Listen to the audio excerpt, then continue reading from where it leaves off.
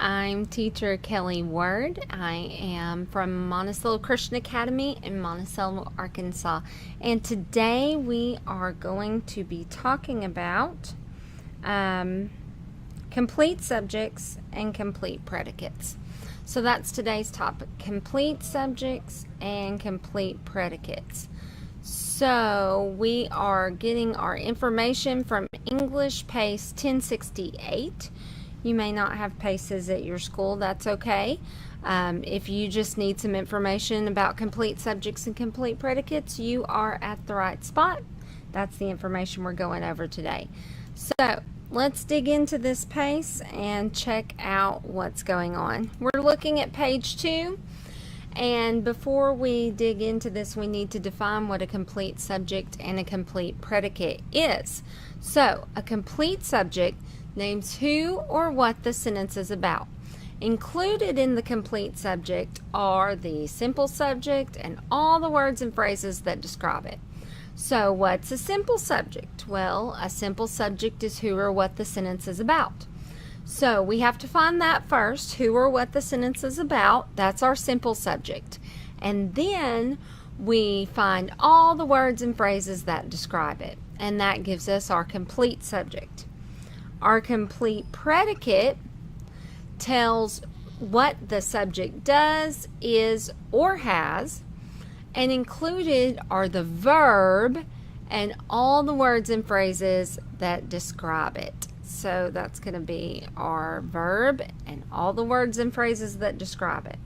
So we're breaking down the sentence into two pieces, our simple subject and simple predicate. So let's look at the example that they give us here. We're drawing a line between complete subjects and complete predicates. And I find that it's easier to do this if I identify my subject and my verb.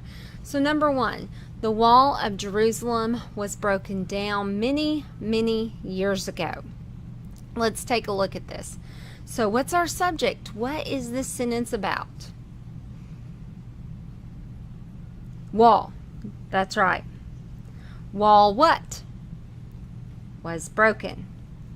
So there's our subject and our verb. Now, we have to find all the words and phrases that describe our subject to give us our complete subject, and all the words and phrases that describe our verb to give us our complete predicate. So what goes with wall? What kind of words and phrases describe wall? Which wall? The wall. Which wall? The wall of Jerusalem. So those are the words and phrases that describe our subject. And then down many, many years ago, that gives us more information about our verb. So you can see that they've already drawn the dividing line for us right here between Jerusalem and was, because that is the point where our complete subject and our complete predicate divide. So this has been just a quick introduction to complete subjects and complete predicates.